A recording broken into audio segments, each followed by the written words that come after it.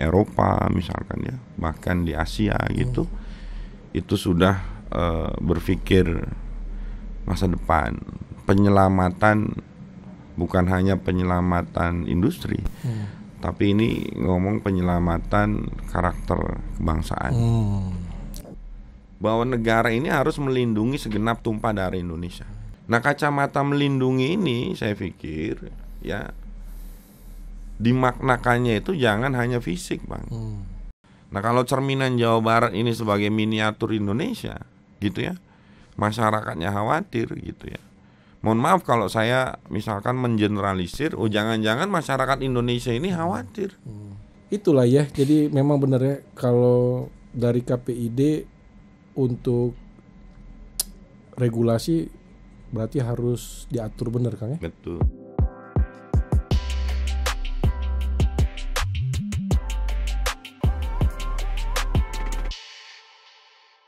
Salam cerdas, Bro Adian, selamat, mantap. 2 periode, Kang. 2 periode, Bang. Wilujeng Sumping di podcast TVRI Jawa Barat. Terima kasih, Bang. Ngoceh, ngobrol cerdas bersama Bang Herbert. Siap, Bang. Gimana kondisi pertarungan dunia penyiaran saat ini, Kang? Kenapa belum pindah-pindah selama 2022 sampai ke 2025 belum berubah nih aturan hukumnya nih? Ya ini kan banyak banyak varian ya, Bang ya. Kenapa kemudian dari tahun 2006 ya, pembahasan rancangan pembahasan rancangan undang-undang penyiaran ini sampai tahun kemarin ribut kan gitu ya, karena beberapa pasal. Ribut sama siapa ya kan? Seru ini. Terus ya kan? Saya ambil dulu ributnya, saya taruh dulu. Ribut karena beberapa pasal. Nah sekarang masuk prolegnas prioritas lagi di Komisi 1 DPR RI gitu kan. Ini Komisi 1 lagi memanggil stakeholder gitu untuk meminta masukan terkait rancangan undang-undang. Kan kita ini negara yang harusnya fight, Bang. Karena urusan penyiaran ini bukan hanya tontonan gitu ya, apa yang dilihat, apa yang didengar gitu. Bukan hanya hiburan gitu ya, tapi kemudian di negara-negara lain gitu ya, di Eropa misalkan ya, bahkan di Asia gitu, itu sudah berpikir masa depan, penyelamatan, bukan hanya penyelamatan industri, tapi ini ngomong penyelamatan karakter kebangsaan. Kan gitu. That's the point ya. Penting banget itu. Karena paling tidak saya mengetahui di 8 negara ya, termasuk Australia misalkan ya. Jadi undang-undang penyiaran itu tidak hanya mengatur tentang lembaga penyiaran yang berbasis terestrial, tapi kemudian mengatur juga tuh. Di mana aja tuh contohnya? Di Aussie ya. Aussie, lalu di Jerman. Iya. Di Aussie itu kurang lebih dari tahun 2016. Di Jerman dari tahun 2014. Belum lagi di negara-negara yang lain gitu ya. Nah ini kan bicaranya holistik. Kalau dulu negara ini berlomba-lomba untuk membangun alutsista, Bang, ya kan? Kekuatan itu adanya di moncong senjata. Nah hari ini tuh kekuatan itu dibangun atas dasar soft power. Di mana? Ya di lembaga penyiaran dan industri sejenis. Kan gitu, Bang. Sama halnya yang kemudian dilakukan oleh Tiongkok, ya, Amerika misalkan, Rusia dan negara-negara yang lain. Nah maka sebenarnya rancangan Undang-Undang 32 ini harusnya gitu ya, kita ini punya political will. Yang diselamatkan itu bukan sektor-sektor yang remeh-temeh. Yang diselamatkan dalam rancangan undang-undang itu harusnya gitu ya, itu Pancagatra dalam perspektif Lemhanas itu. Ya kan, ideologi, bagaimana Pancasila ini tetap tegar gitu di tengah kepungan disrupsi teknologi dan disrupsi informasi gitu ya, imperialisme kebudayaan ya, lalu politik kan kayak gitu berkaitan Bang. Nah sebentar saya potong dulu karena kita nanti tayang nanti pas hari kebangkitan bangsa, makanya saya mau gabung situ. Itu ya ada poin ada keterkaitan variabel di situ ya. Betul Bang. Jadi kalau Abang pakai force viewer ya, pemetaan ya terhadap misalkan isu-isu strategis tentang penyiaran Bang ya, itu relasinya kemana-mana Bang. Ya, artificial intelligence yang menceritakan, yang mengolek tentang riset gitu, permasalahan broadcasting di dunia ini. Relasinya itu bukan entertain, bukan itu Bang. Ini masalah tadi Pancagatra tadi. Gitu Bang. Tapi langsung ke pokok ini, langsung ke inti. Saya paling mau pelan-pelan dulu. Kita nggak usah banyak basa-basi Bang. Ya, saya mau cerita dulu dari kuliah dulu di mana, pelan-pelan biar orang tahu dulu nih maksudnya kan. Kalau dapat saya baca itu kan literaturnya dari Indramayu Kang ya. Siap Kang. Terus ke Bandungnya. Orang pinggiran lah Bang. Iya, kalau orang pinggiran kan gitu ya. Iya. Yang mau hidupnya lebih baik, hijrah ke Bandung, Indramayu, hijrah ke Serang kan gitu dulu. Oh Serang juga pernah. Iya, pernah Bang. Kita satu angkatan Kang, bener kalau saya lihat data kita sama kita. Saya nggak sebut umur kita, tapi lahir kita tuh belakangnya kalau ditambah jadi 9 kan? Nah sama, sama kan? Makanya saya bilang.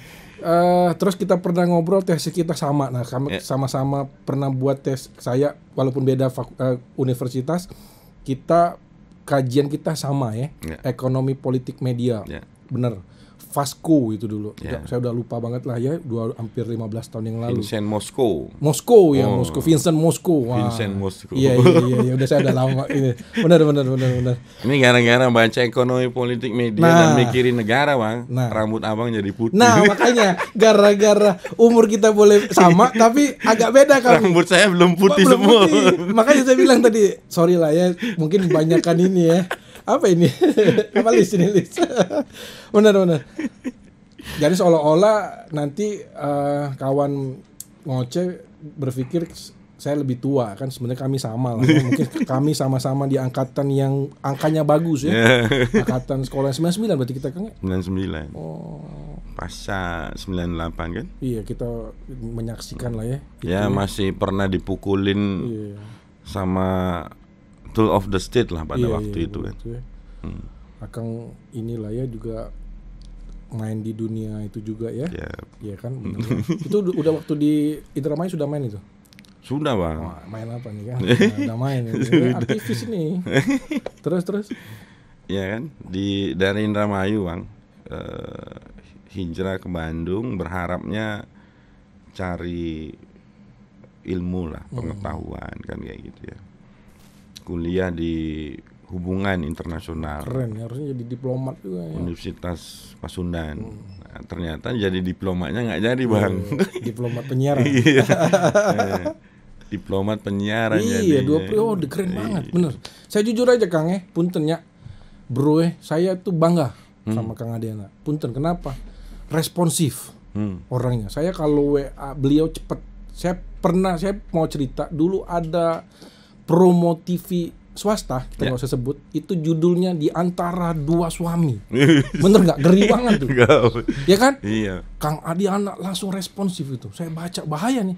Diganti Kang. Jadi apa? Ingat nggak itu? Iya. Ingat saya. Di Antara Dua Cinta jadinya Kang. Kalau dua suami bahaya kan? Nah ini kan konstruksi kan, framingnya kan bahaya. Dan bener-bener saya jujur aja bangga bener 2 periode di Jawa Barat. Malah kalau saya Kang jujur ya, Akang harusnya udah ke nasional. Saya tahun 2000 ya harusnya udah bicara, udah ngurusin penyiaran secara nasional juga lah ya. Saya dulu banyak dekat yang sama cemburu nanti kalau saya. Banyak cemburu. Enggak, kita angkat dong dari Jawa Barat yang populasinya banyak. Kenapa kan kalau memang itu untuk kebaikan kan. Jadi saya dulu waktu buat tesis juga narasumber saya Kang orang KPI, Pak Dr. Muhammad Rianto. Mas Rianto. Dia kan 2002 kali dia kalau nggak salah. Masih ingat banget saya. Jadi waktu itu masih di jalan, bukan Gajah Mada ya? Gajah Mada. Sekarang di Juanda. Nah, Juanda. Itu saya lama lah nongkrong di situ, hampir 2 tahun. Masih mahasiswa ya, jadi ngambil kolek data. Luar biasa Kang. Kami bangga lah, saya terutama kasih apresiasi buat Kang, responsifnya tinggi, bener. Masih Bang. Di media sosialnya Akang itu apa ya saya bilangnya, selalu sosialisasi penyiaran, bener-bener. Saya perhatiin bener, framingnya itu bener-bener nggak bisa kita kunci itu. Jadi sorry ya buat kaliannya teman-teman ngoceh. Kalau udah menjiwai begitu kalau saya lihat. Nah kan menjiwai. Paling-paling cuma satu lah Kang itu kemarin naikin tentang apa itu? Ikan koi. Ya kan? Saya lihat juga, ikan koi dia pencipta. Itu kalau munculin ikan koi berarti lagi refresh. Lagi refresh gitu. Berarti dari kepanikan ke refresh. Iya. Jadi memang benar kalau orang-orang yang suka ikan koi ini memang tinggi juga katanya filosofi. Jadi kalau teman-teman mau lihat gambar ikan koi itu ya Kang, yang bener Kang, itu dari banyak gambar ada warna merah, kuning itu. Betul. Ada 2 warna yang poin penting itu. Hitam dan putih. Yin dan yang. Wah, ini dia nih jagonya berarti kan. Wah, ikan koi ini tinggi ini loh. Jadi luar biasa. Ya itulah kita Kang. Saya juga bersyukur lah ya pernah ketemu sama Pak Paulus. Komisi 1 saya pernah ketemu sama beliau. Saya pernah ketemu dengan Profesor Sasa Juarsa. Wah, luar biasa tuh kan. Prof Sasa. Nah, maksudnya gini, kita kan pemerhati lah ya undang-undang penyiaran di tengah OTT yang begitu berat ini kan. Betul. Kalau saya pribadi sih masih berpikiran bahwa memang harus kalau saya perspektif saya harusnya kita yang ngatur semuanya. Itu perspektif saya. Menurut saya. Makanya kita sering diskusi. Sedangkan 32 Undang-Undang 32 ini belum dirubah dari tahun 2002. Tadi Kang Adian sudah sebutin. Sedangkan Kang, kalau kita mau rujuk yang sama dengan undang-undang yang sama tahun 2002, KPK sudah direvisi. Ada apa nih kan? Ada apa? Apakah seberat itu atau konfliknya berat? Nah, tadi 2016 kita poin dipotong dulu. Konflik apa? Bolehlah cerita sedikit, nggak apa-apa kan? Iya, sebenarnya kan ya kalau kita ngambil perspektif tadi ya, yang kita dulu pernah bergumul ya, ekonomi politik komunikasi atau ekonomi politik media misalkan. Kan ini kan kalau bacaan saya ya Bang ya, ini ada relasi kuasa. Kan kayak gitu ya. Relasi kuasa, ada pemodal yang kemudian itu raksasa besar kan. Dalam konteks dunia internasional. Ya, ini suuzon ilmiah ini Bang. Gitu ya. Hipotesis kerja kan? lah. Hipotesis kan bukan suuzon. Hipotesis boleh dong. Jadi mungkin ya kesana ya, Bang ya. Konflik-konflik yang kemudian ada gitu ya. Ada hal yang kemudian ini menyangkut tentang misalkan bahwa bagaimana keberlangsungan platform-platform global ini kalau dibatasi, kan kayak gitu. Nah cuman kan problemnya kan gini Bang, ya. Ini buat yang nonton podcast ini ya. Kita ini mau diatur oleh negara atau diatur oleh platform global, kan gitu. Itu pilihan dulu ya. Iya. Kalau diatur oleh negara itu adalah satu kewajiban harusnya, Bang. Kenapa kewajiban? Ayo kita kembali lagi bahwa negara ini ada untuk apa, ya Bang? Sama halnya ketika misalkan Budi Utomo teriak, yang tadi Abang bilang, Sumpah Pemuda teriak, 0828, ya kan? Lalu tujuan negara kita itu ada 4. Ini tujuan ya Bang, yang harus kita kejar sama-sama gitu ya. Dan nomor pertama itu bahwa negara ini harus melindungi segenap tumpah darah Indonesia. Melindungi Bang. Nah kacamata melindungi ini saya pikir ya dimaknakannya itu jangan hanya fisik Bang. Misal ya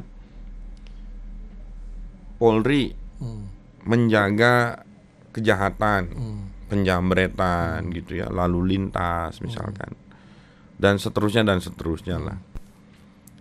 Lalu TNI menjaga teritori pertahanan, fisik ada yang datang kan gitu bang, kelihatan. Tapi hari ini bang, yang harus dilindungi oleh negara ini, ya, ini adalah kognisi. Iya. Yang larinya itu kemana-mana bang, Iya. ke mental, FOMO gitu-gitu ya. FOMO. Abang bayangkan ya, Bener. Indonesia ini dikenal dengan negara yang paling sopan, santun dan beradab Iya. dalam dunia sehari-hari. Tapi kenapa ketika masuk pada cyberspace itu hilang bang? Kenapa saya bilang hilang? Abang masih ingat nggak penelitiannya Google Asia yang menyatakan Indonesia bahwa itu paling salah satu ya, bukan ya, negara salah satu negara yang paling, netizennya paling brutal atau dari mulut saya. Nggak apa-apa, saya ngomong brutal, bener itu fakta. Ya. Kalau brutal itu kan berarti adabnya udah nggak ada bang. Dua variabel yang berbeda ya. Satu tadi itu kita tadi santun sebenarnya tadi bukan tanda kutip sebenarnya ini. Satu sisi ketika keluar dia di dunia itu dia brutal. Coba abang bayangin. Wah, terus gimana Kak? Ya. Kita analisa nih. Kalau ini mantul ke dunia nyata, bahwa adab itu hilang, rusak negara ini. Sering kan berita-berita udah banyak kan gitu kan. Nah artinya kan bahwa negara gitu ya harus melindungi itu bang. Dengan apa? Kognitif tadi ya. Terus. Dengan regulasi. Setuju saya. Gitu bang. Karena kalau tidak ada penekanan regulasi oleh negara gitu ya, maka warga negara Indonesia yang jumlahnya 289 juta lebih itu diatur oleh platform global. Platform global itu saya sederhanakan pasar ya kan. Masa kita diatur sama pasar kan? Iya. Nggak boleh kan? Kita kan jadi negara harus hadir, Kang ya? Iyalah, negara harus hadir. Bener. Negara nggak boleh kalah. Iya, nggak boleh kalah. Bener itu. Nggak boleh. Jadi harus diatur kan? Kalau negara ini masyarakatnya harus selamat, ya, Bang. Yang tadi kita bicarakan gitu ya. Secara kognisi, secara mental, secara karakter. Maka negara harus memainkan gitu perannya. Apa peran negara itu fungsinya? Memaksa. Memaksa bisa. Kan kayak gitu. Benar ya. Itu fungsi negara, Bang. Boleh. Ya. Kenapa harus memaksa? Dengan apa? Dengan undang-undang. Untuk apa? Untuk keselamatan masyarakat. Benar. Abang bayangin aja 2030, 2045, 2030 bonus demografi. 2045 kita menghadapi Indonesia emas. Bang. Kalau kawan-kawan muda, mohon maaf ini saya bilang, ya. Kalau kawan-kawan muda tadi, ya, hipotesisnya Google itu bahwa, ya, pengguna media berbasis internet itu kebanyakan Gen Z, lalu kognisinya rusak, lalu mentalnya rusak. Apa yang diharapkan dari 2030 dan 2045? Bonus demografi dan. Kemarin saya podcast dengan 2 duta pendidikan kan, masih muda nih. Di banyak orang udah banyak depresi nih anak muda nih. Serius nih, makanya yang sebelum ini ya. Bahaya juga. Nah, ini ada sangkut pautnya lagi nih. Iya. Tapi ini kita punya penelitiannya ya, Bang ya. Iya, kenapa rusak gitu ya, apa ada kan? Iya, ada. Benar. Yang jurnal-jurnalnya ada ya. Kami meneliti, Bang. KPI juga meneliti tapi di Jawa Barat. Khusus untuk Jawa Barat. Iya. Berapa? 2024 akhir. Gimana tuh? Coba Kang cerita. Kan kita seru nih. Riset tentang preferensi pengguna media di 3 generasi, Bang. X, Y, Z. Wah, nih ya. Mulai enak nih. Nah, kita kan generasi Y nih, Bang. Iya. Ya, masih masuk generasi Y ya. Iya. Nah, generasi Z itu mayoritas hampir 80% itu pengguna media berbasis internet. Generasi Y itu lembaga penyiaran. Masih nonton TV. Berapa persen tuh? Besar, Bang. Kalau generasi Y kurang lebih 70%. 70% yang nonton TV terestrial. Sama mendengarkan radio. Kalau radio walaupun parsial ya. Parsial. Di mobil yang kayak gitu kan parsial kan. Generasi X ya. Itu hampir imbang, Bang. 60-40. 60-40. ya. Lumayan. Tapi ada hal yang menarik, Bang. Ketika ada instrumen kuesioner, pernyataannya gini lah. Bapak Ibu Akang Teteh gitu, apakah ya media berbasis internet ini gitu ya berbahaya atau khawatir terhadap konten-kontennya? Semua bilang iya, Bang. Hampir 75% itu bilang iya. Khawatir karena apa? Konten kekerasan, konten pornografi, hoax. Itu ada kita, Bang, datanya. Di dunia internet tadi. Iya. OTT tadi. Betul. OTT itu over the top ya, bukan Over the top. tangkap tangan lagi nih. Itu tidak dikawal sama KPID kan? Maksudnya kan? Enggak, Bang. Enggak, makanya hati-hati nih. Undang-undang 32 kan belum Ya, mengatur biar itu. orang tahu kan. Kenapa terlalu bebas? Karena KPID nggak bisa masuk nih, Ya. ngawal. Nah, kalau radio dan televisi masih bisa. Masih bisa. Sedangkan ini tanda kutip saya boleh kasih kata penyakit ini. Tadi kan sudah dari penelitian penyakit ini. Itu. Terus kan? Nah, itu semuanya khawatir, Bang. Nah, berarti kan kekhawatiran itu kita match-kan kan, Bang. Kegelisahan kita dengan hasil riset. Berarti sinkron itu. Gitu ya, hasil riset dan kegelisahan kita. Jawa Barat, Bang, yang jumlahnya penduduknya 59,9 juta jiwa, 49,9 juta jiwa. 30% dari penduduk Indonesia. Yes, ya. Kan gitu, Bang. Nah, kalau cerminan Jawa Barat ini sebagai miniatur Indonesia, gitu ya, masyarakatnya khawatir, gitu ya. Mohon maaf kalau saya misalkan mengeneralisir, jangan-jangan masyarakat Indonesia ini khawatir. Karena itu salah satu Jawa Barat adalah tempat populasi yang lumayan besar, Ya. makanya bisa ditarik sedikit, bukannya kalau dalam penelitian nggak boleh, tapi Ya. sudah bisa lah kalau misalnya Jawa Timur, Medan, kalau jadi populasi bisa, tapi hampir sama lah itu bisa kita kira-kira. Tapi saya meyakini itu, Bang. Ini mohon maaf ya, walaupun kita belum riset ya di seluruh wilayah Indonesia. Terlalu bebas kalau menurut saya. Saya juga sama, pemikirannya sama. Undang-Undang 32 pasal 1.2 itu sudah pernah digugat sama MNC supaya OTT itu diatur, gagal kan kita tahu, sama-sama tahu. Nah, ini yang buat jadi tanda kutip ya penyakit tadi. Apakah nanti kalaupun menuju ke perubahan Undang-Undang 32 arahnya OTT masuk di Undang-Undang Penyiaran? Kalau saya baca draft per Maret 2025, Bang, ya. Itu di draft rancangan undang-undang itu lembaga penyiaran itu dibagi dua. Lembaga penyiaran yang berbasis terestrial dan disebutnya itu disebutnya lembaga digital penyiaran. Lalu ada platform digital penyiaran. Platform digital penyiaran itu mengatur tentang platform OTT tadi, over the top tadi. Oh, ada nanti. Ada di Undang-Undang 32 itu. Walaupun belum masih rancangan. Itu walaupun masih draft ya, maksudnya ya. Masih pavilion kata orang Sundanya. Masih. Wah, kalau main layang-layang ini Tarik udah ulur. tarik ulur. Kapan itu? Sampai kapan tarik ulur ini nggak selesai-selesai ini? Banyak stakeholder kayaknya ya kalau kita yang lihat itu ya kayaknya nggak kompak-kompak gitu. Gimana itu, Kang? Ya kan tinggal gini aja, Bang. Kalau menurut saya kita sebagai warga bangsa, siapapun itu gitu ya, ini mau memikirkan keselamatan ya masyarakat Indonesia atau memikirkan yang lain. Tadi ya nomor 1 tadi ya. Iya. Poin 1 tadi yang penting tadi itu aja kalau menurut saya. Pilihan. Jadi nggak ada kajian yang menyatakan gitu ya, Bang ya, bahwa media berbasis internet ini ya hari ini ya itu fine-fine aja. Penelitian mana penelitiannya? Nggak ada juga ya, nggak rivalnya untuk melawan yang kita tadi itu teliti, nggak ada juga ya nggak. Berarti memang nggak fine-fine juga kan jawabannya. Sedangkan benar tadi itu budaya masuk, Kang, yang tadi nggak kelihatan itu. Kalau saya sih kadang-kadang merhatiin bener itu. Kita tahu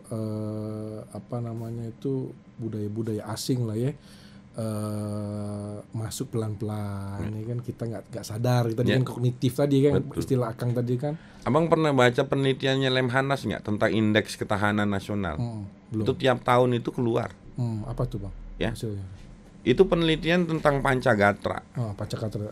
Ya, tadi itu ya, ideologi, politik, ekonomi, sosial, budaya. Itu skalanya itu 1 sampai 5. Abang tahu nggak yang paling kecil itu apa? Gatra apa? Sosial budaya. Rendah. 2,45. Jadi ada kata Adigium itu kalau mau merusak bangsa itu rusaklah budayanya ya gitu ya Bang. Bener kan? Betul. Itu kan? Betul. Itu pelan-pelan mereka kan. Betul, itu kata penyair Slovakia itu, Bang. Slovakia, Tolski. Iya. Wah, mantap, udah berat ini kalau ada ngomong Tolski ini ya. Rocky Gerung dudukin di sini harusnya kan. Cocok nih kita Bang. Tapi kita kadang-kadang melupakan itu maksudnya Kang tadi. Nah, ini kita harus ingatkan Kang, bener Kang, nggak apa-apa kita capek. Biarlah kita menjadi agen perubahan itu kalau memang itu untuk kebaikan untuk bangsa Indonesia. Karena Godfather kita juga tadi kita bilang kebangkitan bangsa itu 08 berjuang dengan momentum yang berbeda saja ya. Hari ini kita juga berjuang dengan tadi itu. Mereka melepas dari penjajahan kan. 28 sama juga. Kita sekarang itu kita harus melepas dari penjajahan masa kini ya kan. Ya imperialisme media lah. Imperialisme media. Imperialisme kebudayaan kan. Gitu. Paling ngeri ya. Sekarang ini ya apa ya, orang kalau saya bilang malah gini Kang. Kadang-kadang saya berpikir bahwa suatu saat nanti itu kalau kita bukan kita anti teknologi juga enggak sebenarnya. Enggak juga, jangan dipikir kita tuh anti teknologi. Enggak juga, mungkin kita canggih-canggih juga ya.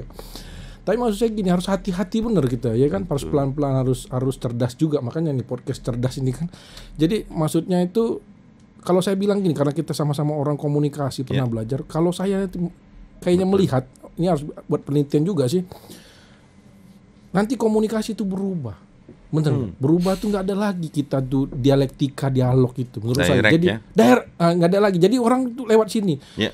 Kalau menurut saya bisa terjadi karena orang jadi udah kaku nanti. Belum keluar meta gitu ya. Belum keluar meta virtual. Jadi orang nggak usah ngomong, dia keep silent terus. Jadi nggak perlu, bener nggak? Karena nanti agak tinggi dikit nih, bukan bener. Akhir zaman tuh kan sebenarnya manual kan. Kalau kita mau ngeri-ngerian sedikit boleh manual, karena bukan teknologi, shutdown. Betul. Saya nggak usah ngomong gara-gara apa ya. Tapi gini maksudnya, ketika itu terjadi chaos Kang, terjadi keributan karena apa? Nah kalau kita balikin ke teori komunikasi, tidak ada komunikasi. Jadi chaos, kita nggak bisa menyampaikan pesan. Kata kuncinya sederhana.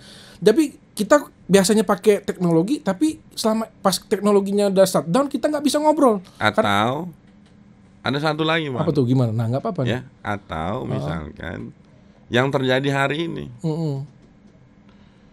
Kalau Abang tadi bilang tidak ada direct communication, kan gitu ya. Komunikasi secara langsung, dialog, dialektik, atau monolog, atau satu arah. Iya. Satu arah, bener. Iya. Bener kan? Bisa jadi satu arah aja. Jadi orang yang cuma mendengar saja, benar. Ternyata pokoknya gini kan. Nggak ada yang klarifikasi. Tidak ada klarifikasi. Iya. Kebenaran kalau kita tunggal. bicara teori Laswell itu nggak ada komunikan sama komputer, nggak ada, maksudnya nggak ada, cuma satu aja mungkin tadi satu variabel aja. Padahal harusnya gitu kan, ada komunikator, komunikan, ada media, jadi ada feedback gitu ya. Itu komunikasi yang sehat gitu kan. Iya, kalau saya meminjam istilah public spare-nya Jürgen Habermas. Wah ini Habermas nih. Ya kan Bang? Jürgen Habermas. Ya kan? Bahwa ruang publik itu ya, media itu harus menjadi ruang publik. Iya. Kan gitu. Iya. Apa ruang publik itu? Tempat orang berdiskusi, berdialektik. Ya kan, tidak linear, harus dua arah. Kalau menyampaikan pesan, boleh ada yang menanggapi, memverifikasi kan gitu. Iya benar. Jürgen Habermas. Jürgen Habermas. Makanya kafe-kafe itu kan sebenarnya dari teori dia kan. Nah, kafe-kafe itu jangan supaya orang tahu nih, teman-teman. Nah, ini agak ini kawan-kawan muda ini harus banyak paham, banyak baca buku. Di sinilah di podcastnya Ngoceh ini, benar. Jadi kita juga bisa ruang ini, nah ruang ini juga ini kecil kan, tapi bisa menembus nanti. Betul. Ah itu teorinya Habermas juga itu. Wah cocok nih, bisa panjang ini sebenarnya kan, kita udah dikasih Q terus 27 menit, ya kan, sama 2 Sri Kandi kita. Terus Kang, sekarang ada sedikit apa ya? Tadi bahasa Kang tadi sebelum kita mulai itu apa Kang? Layoff gitu kan. Bukan sedikit Bang. Nah, makanya saya kan agak pelan dikit. Kalau mulai gitu nggak ada pelan-pelan Bang. Mantap ini. Paling kita pancing-pancing dulu kan. Jadi jangan. Nah gimana tuh? Jangan kalau dalam critical paradigm gitu ya. Itu jangan realitas itu dikamuflasekan. Kalau besar-besar harus sedikit-sedikit kan gitu Bang. Saya kira dia tadi nggak mau pakai itu paradigma itu, malah saya pengennya yang kritis saya. Ternyata beliau kritis juga. Nah, gimana nih di Jawa Barat? Kalau atau di Indonesia deh, boleh kita ngomong dulu Indonesia baru kita tarik ke Jawa Barat. Ya kan gini Bang ya.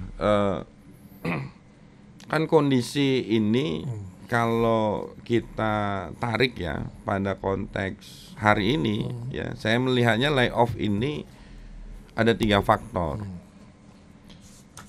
Jadi faktor pertama itu adanya kontraksi ekonomi global yang mengakibatkan sektor swasta terutama produk itu belanja iklan di lembaga penyiaran itu menurun. Terkonfirmasi itu menurun 35%. Bang ya. Satu, kue-kue iklan. Kue-kue iklan. Ya. Di seluruh Indonesia. Jadi penerimaan TV berkurang dan radio radio berkurang. Itu satu poin. Okay. Satu itu ya Bang ya. Kedua, realokasi anggaran pemerintah dari pemerintah pusat, pemerintah provinsi, bahkan pemerintah kabupaten kota. Realokasi itu menyebabkan belanja media turun, pemasukan lembaga penyiaran juga otomatis turun. Yang harusnya dapat dari pemerintah belanja media tidak. 2 Bang. Yang ketiga, ini masalah regulasi. Ya, Undang-Undang 32 tahun 2002. Yang mungkin tadi ya. Ya, tidak memihak kepada lembaga penyiaran. Kenapa saya bilang tidak memihak kepada lembaga penyiaran? Medan pertempurannya tidak adil. Satu diawasi, yang tidak diawasi. Benar. Kan gitu. Ya. Ini punten podcast misalkan di OTT gitu ya, ada yang sambil gini.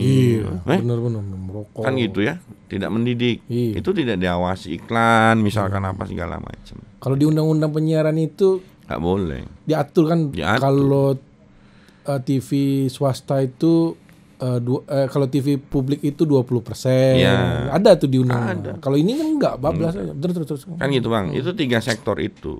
Nah, sehingga misalkan layoff itu terjadi. Ya. Berbeda dengan Covid.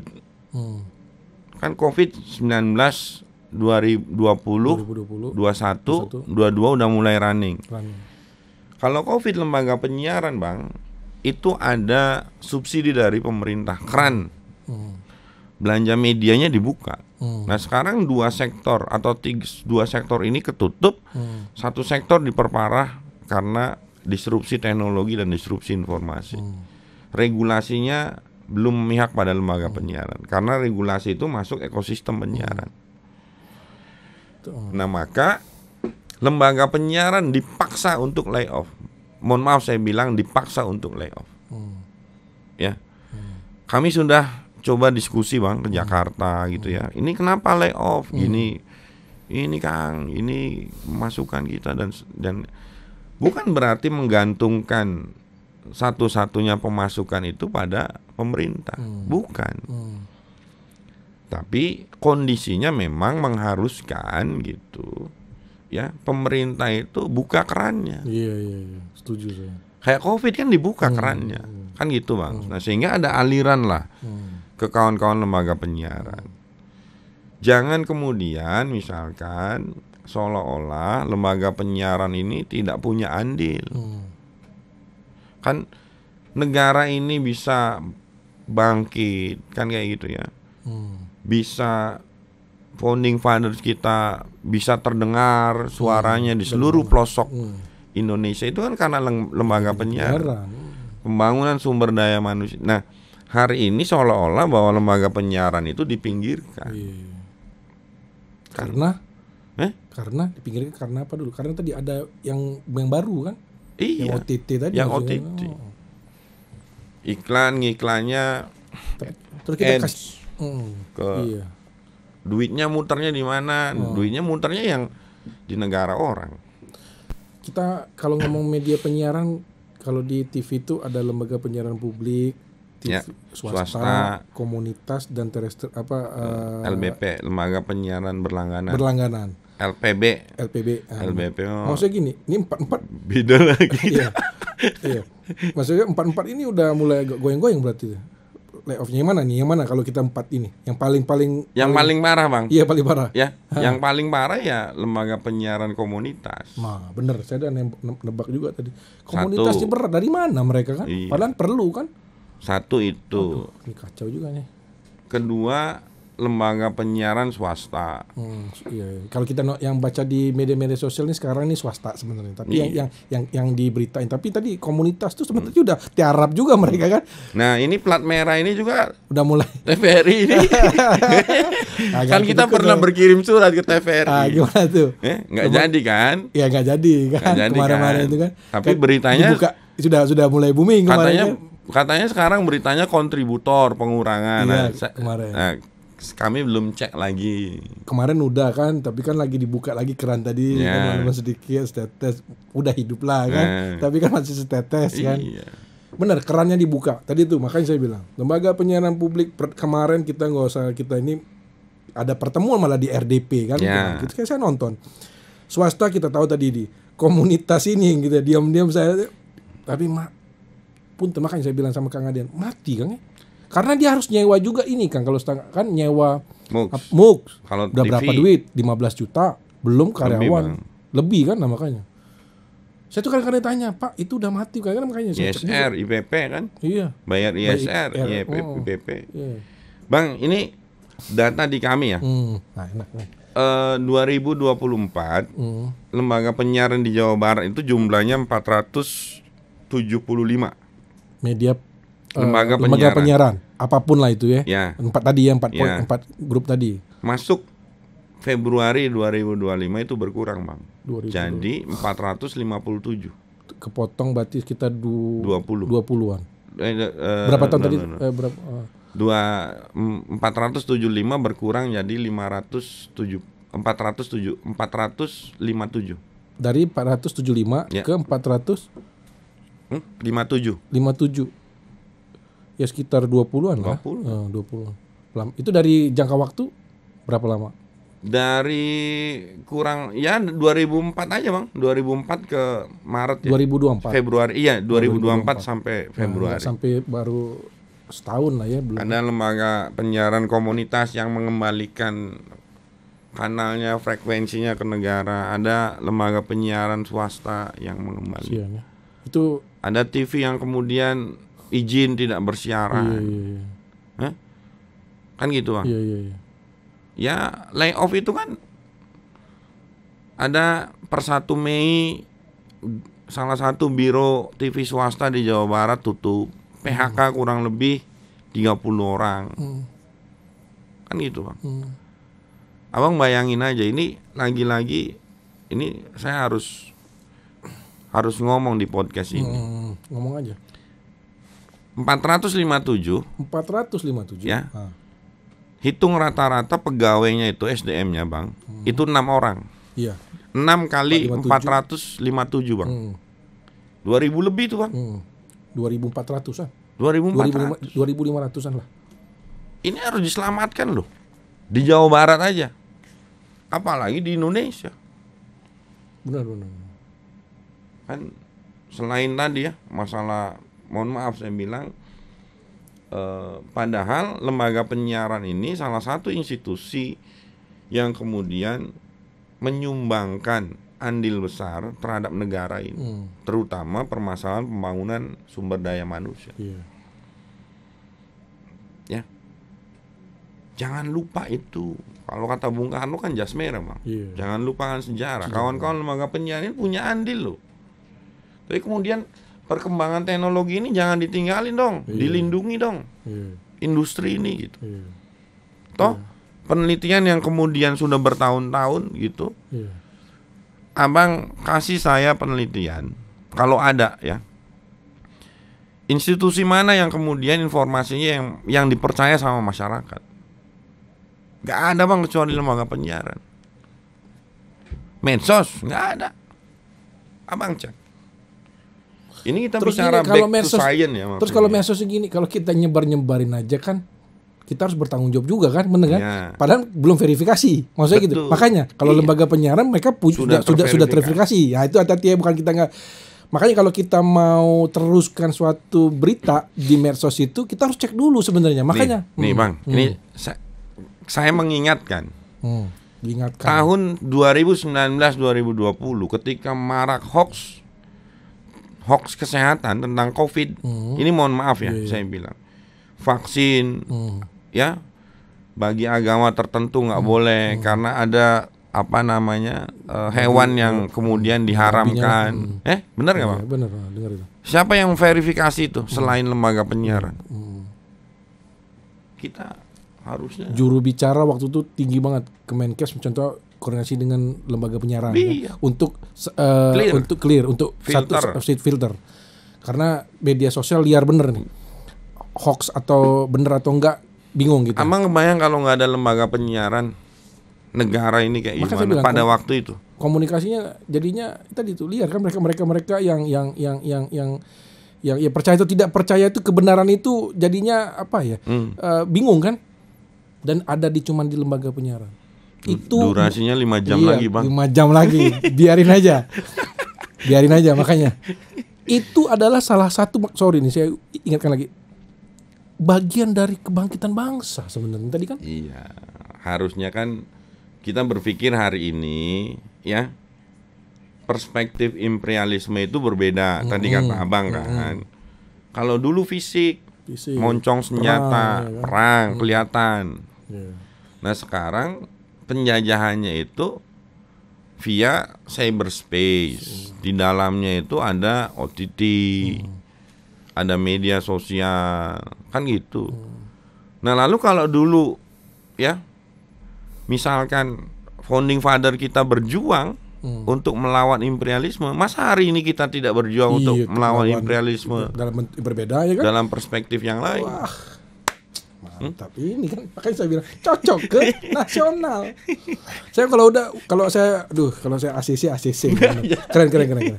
Itu kan sederhana sebenarnya, nggak usah pakai rumus apa ya, aljabar lah, Pythagoras atau rumus-rumus yang ribet-ribet. Itu aja kita menjaga supaya apa ya, bangsa ini utuh, tidak dimasuki secara tadi pelan-pelan itu ya, penetration pelan tapi dia merusak budaya. Ya. Nah satu lagi nih Kang, sorry nih ingatkan tadi kalau masalah itu, bagaimana tanggapan Akang tentang AI nih sorry nih. Ya kan kita nggak bisa menolak kemajuan teknologi.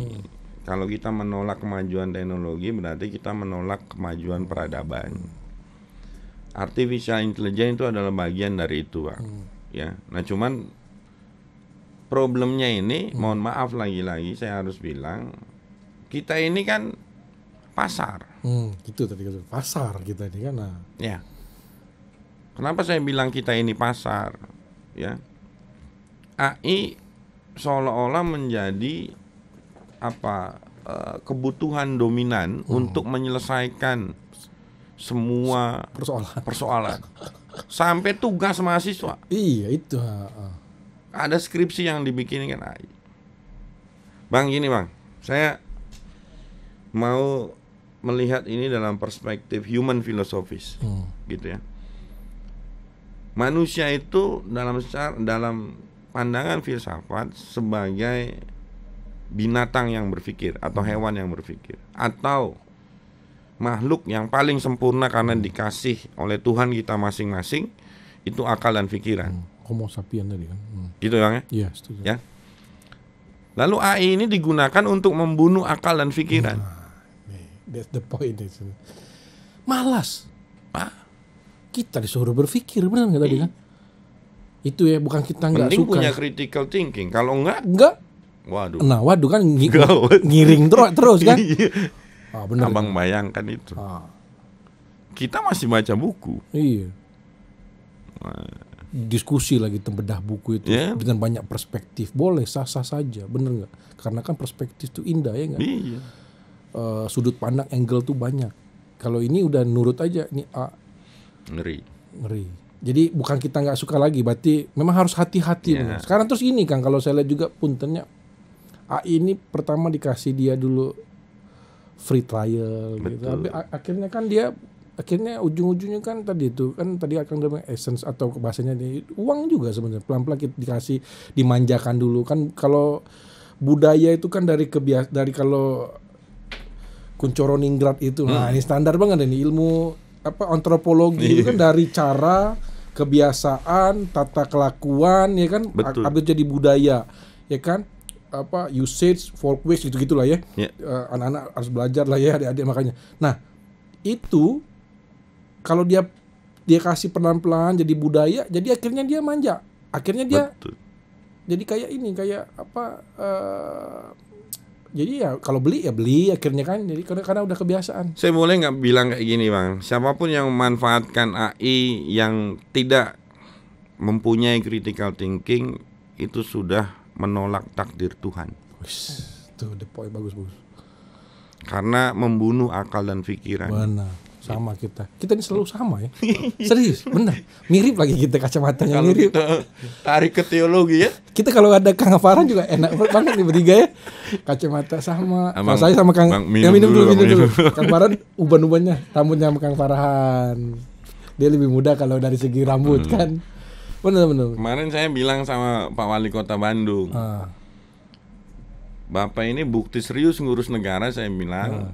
Ya, itu uban rambutnya putih semua. Abang juga terlalu mikirin negara ya. Jadi putih mikirin semua. Podcast kalau kita. Ntar dulu lah, jangan ini sebentar lagi lah ya. Jadi itulah ya. Jadi memang benar ya, kalau dari KPID untuk regulasi berarti harus diatur benar Kang ya. Betul. Kita ya itu tadi Bang, kita ngomong, kita sepakat untuk semuanya diatur by research, karena kita selalu memakai basic data gitu ya untuk mengeluarkan policy kebijakan Bang. Kalau ada yang nggak setuju terhadap sikap KPI daerah Provinsi Jawa Barat tentang regulasi pengaturan ya OTT, silakan bantah dengan riset lagi. Iya, itu ingat gitu bantah dengan riset lain. Ini jangan cuma common sense. Iya, kita ini capek-capek kuliah, capek-capek riset, lalu dibantahnya sama common sense kan nggak adil, Mas. Gitu Bang. Jadi apa perjuangan KPID saat ini Kang untuk melindungi apa ya tadi itu bangsa inilah dalam layout semuanya tadi itu, cara-cara apa yang akan lakukan sebagai ketua KPI? Nah kalau saya pakai struktural dikit lah ya, sebagai ketua nih, apa yang akan rumus-rumus apa akhirnya? Kan tadi Bang ya, yang pertama riset udah sebagai basis data ya, itu valid untuk kebijakan. Itu sebentar, narasumber berapa tuh koresponden? Itu dibagi 6 klaster Bang, 630-an. Klaster Bandung Raya, klaster Megapolitan, klaster Karawangan, Cirebonan, Priangan Barat, Priangan Timur. Bagus. Kalau klaster terus ini tahun berapa tuh? 2024 kemarin. Baru November. Nah, kan dirilis dong. Sudah. Maksudnya, udah. Nih nanti kita naikin lagi lah ya nanti. Oke, iya. Tinggalan. Gak ada di status WA berarti. Kalau ada status WA saya pasti baca. Sudah. Ada ya. Apa yang kemudian kita lakukan? Kalau kita ngambil 3 kategori tadi Bang. Benar-benar sorry. Saya kayaknya pernah baca deh. Benar-benar sorry. Benar. Terus. Sudah Bang. Benar-benar. Kalau saya ngambil 3 kategori ya. Tadi Bang. Ya. Kontraksi ekonomi kita tidak bisa maksudnya kita nggak bisa masuk. Ya. Yang tadi kontraksi ekonomi global. Ngeri lah urusannya berat itu kan, berat lah. berat. Cina perang itu biarlah udah berat mereka itu tahu Udah udah. berat Usah skip itu. Ya, skip. Masih sisa 2 Bang. Dua part. Belanja media dari pemerintah sama iklan regulasi masyarakat PSA. Yes. Public Service Announcement. Nah, kita harus digelontorin masuk akal. Betul. Suka nggak suka. Suka nggak suka. Kita sudah lobby, salah satunya misalkan di Jawa Barat ini ya, itu Pemprov Jawa Barat. Nah, makanya Pemprov Jawa Barat kemarin kita dengar kan mengurangi dari 50M menjadi 3M. Ya kan, kita masih berharap di anggaran perubahan, Bang. Perubahan ya, benar. Kan gitu ya. Sorry, yang 50M ke 3M itu bagus, bener kan perspektif kita ya. Tapi tadi tuh kalau kita kaitkan dengan ada beberapa media yang tidak mendapat kue untuk hidup, ya akhirnya itu ya kan. Iya, Bang. Itu maksudnya, biar orang tahu, nah kan. Kasihlah, bukalah kerannya gitu maksudnya. Ya kan tetap aja belanja media itu untuk menghidupi lembaga penyiaran yang ikut membantu pembangunan sumber daya manusia di Jawa Barat. Menghidupi SDM-nya supaya tidak layoff PHK. Kan gitu kewajiban juga itu, Bang. Benar-benar. Kita udah lobby, Bang. Kita udah ngomong gitu ya. Satu itu, kedua kemarin baru saja kami silaturahmi dengan Pak Wali Kota Bandung, Kang Farhan. Kami menyodorkan data, Pak Wali, ini di Kota Bandung ada 77 lembaga penyiaran, 43 radio, ya, 34 itu TV. Mohonlah, ini kan banyak layoff. Pemerintah Kota Bandung berkomitmen lah gitu untuk menjaga keberlangsungan ini. Nah, alhamdulillahnya Pak Wali Kota komitmennya tinggi, Bang. Iya. Wah, mantap ini. Kita udah ngobrol. Apa katanya? Jawabannya apa beliau? Karena beliau itu kan alumni insan penyiaran kan. Iya. Jadi beliau bilang kami usahakan dan kami menjaga keberlangsungan lembaga penyiaran di Kota Bandung. Karena cuman lembaga penyiaran informasi yang terverifikasi. Gitu, Bang. Kurang lebih kayak gitulah bahasanya lah. Gitu. Kita udah lobby, Bang. Untuk masalah berjuang, masalah revisi undang-undang. Kita kencang, Bang, dari tahun kemarin. Bahkan risetnya udah ada. Kita udah ngomong kemana-mana. Negara harus hadir. Secara nasional ya? Nasional, Bang. Iya, nasional makanya. Tadi kan secara Jawa Barat, ke Kang Farhan. Tadi yang ketiga ini secara nasional. Ini nasional, ya. Kita sudah menyampaikan ini gitu ya di forum-forum resmi dan yang lain-lain. Kami juga sudah kirim secara personal hasil risetnya itu ke Komisi 1 DPR RI. Personal ya, bukan institusi, Bang. Takut melangkahi kan kita daerah gitu ya. Nah, ini yang kemudian kami lakukan, Bang. Nah, paling tidak gitu ya, saya ingat guru saya ya, atau guru, kalau orang komunikasi tahulah yang namanya almarhum Kang Jaludin Rahmat. Beliau bilang waktu ngajar itu, Bang, waktu saya S2 gitu ya. Ini dosen Unpad ya. Iya. Kalau Anda tidak bisa membikin satu garis, bikinlah satu titik, tapi titik itu bermanfaat untuk banyak orang. Mantap ini. Ketua KPI. Gitu, Bang. Jadi kita upayakan apa yang bisa kita upayakan gitu ya.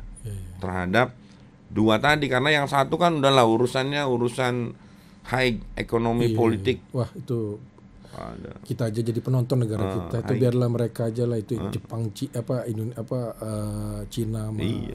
Rusia itu berat lah, terlalu berat. Gitu. Jangan, itu makanya saya bilang skip, kita nggak usah analisa lah, berat banget.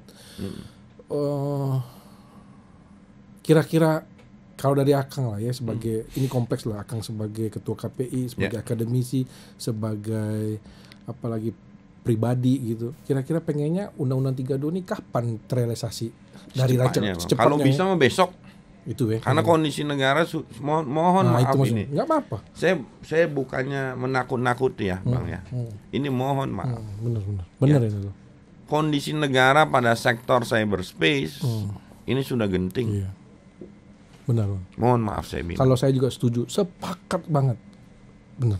Kalau bisa besok. Besok benar.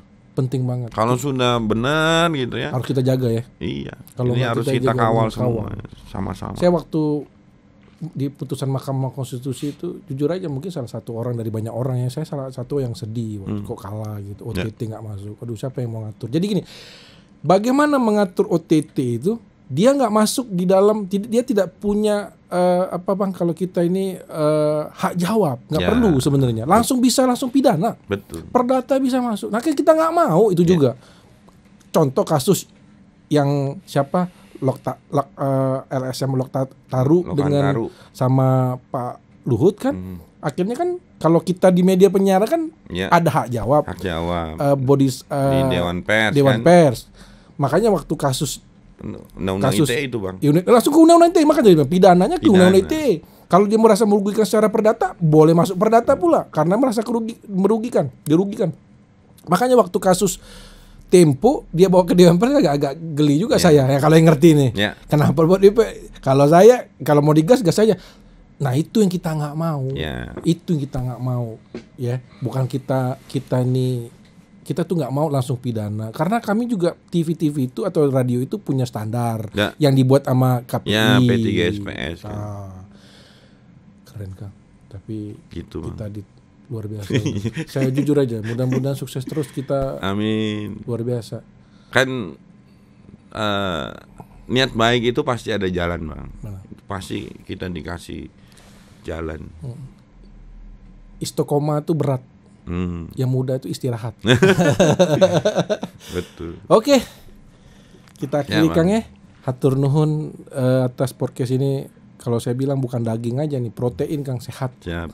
Mudah-mudahan terus. Nantilah someday kita juga lagi podcast lagi, lebih ngobrol yang lagi. Bang, satu kata aja untuk closing ya. Satu kan.